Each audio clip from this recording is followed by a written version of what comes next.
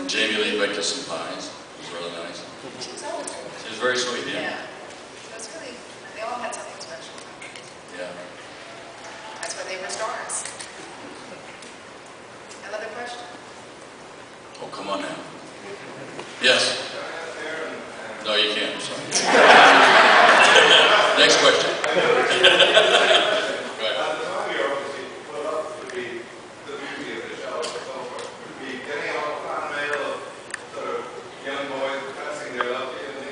Oh, yeah. Yeah, a lot of fan mail and unfortunately a lot of stalkers. So, yeah, a lot of stalkers and death threats. People that I hired. Oh, not that I Yeah, that was kind of chilling to, you know, to be an actor. It was new. It was my first big success, and to have the success, and then to have the negative side of it, and have to deal with that, and you know, having these letters dropped in my mailbox, endless pages and pages of somebody's fantasy, and you know, I was fearful for my children when I'm home, and so that's not the fun part.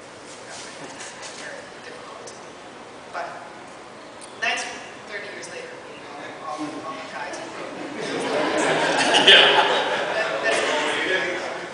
Just a lot of sex. No letters. They just came by and dropped the drawers and we went after it. And that's true. Say again? What, sex? No, I attribute getting all the sex to finally getting those pants off.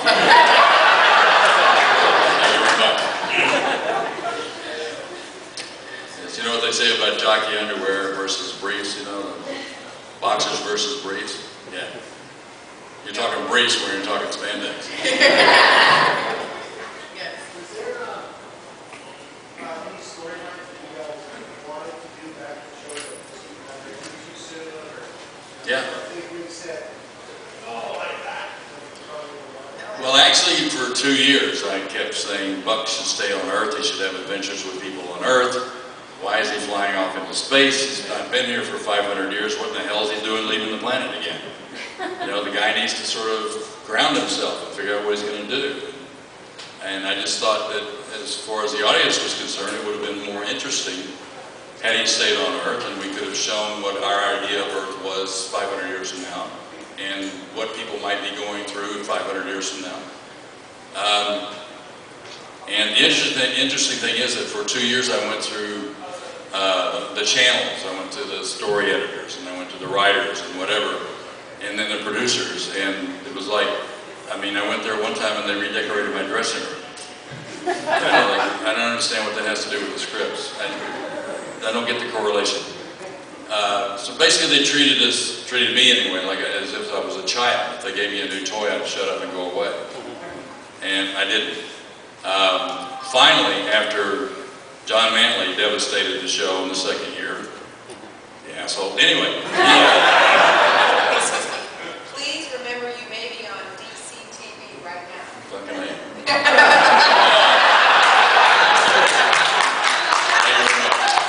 Still an asshole. What can I do? It's on DCTV. Well, I guess one.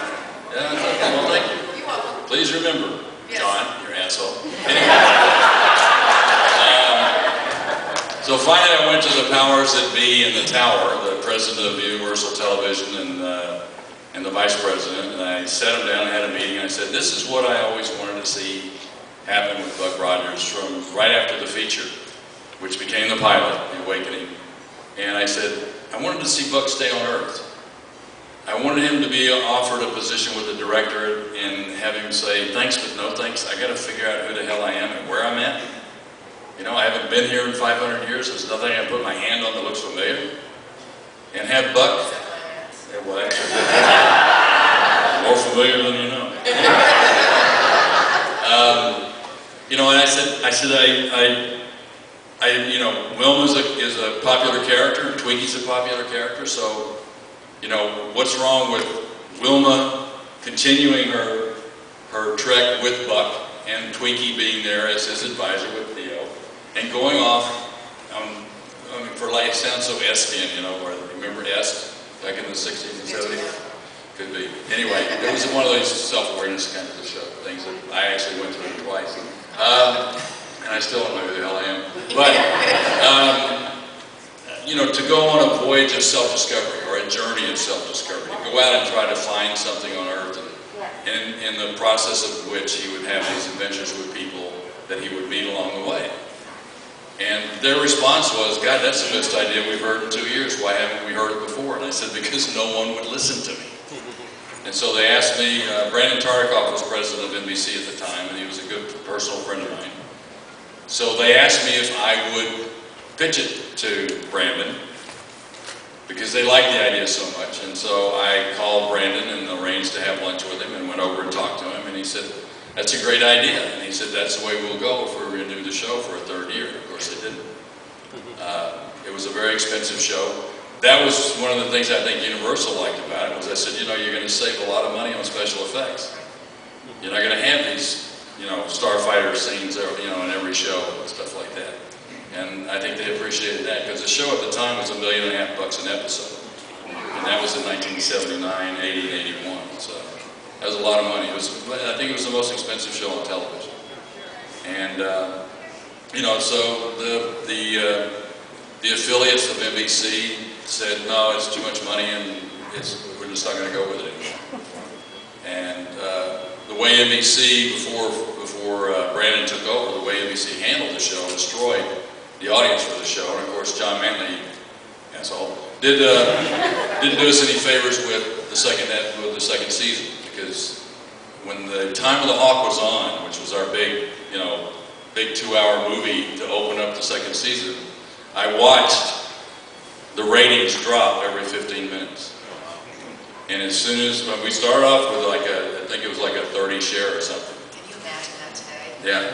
And it just kept dropping and dropping and dropping until it was like really horrible by the end of the show. And I said, we're dead. As a matter of fact, I told Tom Christopher the next day on the show, when we were shooting, I said, Tom, find another job, because we're dead. Anytime you lose that many people, that much of an audience on their very first show, which was our big bang, we're not going to recover. We didn't. Yes. I thought the guy that won was Fred Freiberg. Fred Freiberg. Who? What guy? To blame for season 2. Fred Freiberg. Who the hell was John? Mickey Freiberg was my agent, but I don't think that had anything to do with it. No. Fred. What was wrong with season 1 that they had to change? Nothing. They just hired John Manley, who's an asshole. And actually, John had no respect for his audience. I went in and had a meeting with him after I saw the first script, and I said, you know, this sounds to me like a rip-off of Star Trek, but I think it's more of a rip-off of Battlestar Galactica. So it shows you how much Star Trek I watch. I'm sorry. But, you know, and his whole thing was he was just really laughing at the fact that he basically took a script that he had written for Gunsmoke and adapted it to Buck Rogers, and was really happy about the fact that he cast Barbara Luna in both roles. In his script for Gunsmoke, Marshall Dillon was Buck Rogers. Michael Ansara, sound familiar, was the Indian chief, and Barbara Luna was his wife. And the whole thing is exactly what happened with Time of the Hawk, only without the bird with the talons and all this kind of stuff. And he cast Barbara Luna in both roles. And he just thought that was just really great. And I was like, God, man, you don't have an idea or any respect for your audience at all. And, you know, he didn't care. He just thought he was just being very clever. And he clevered us right out of the show. Yes, sir.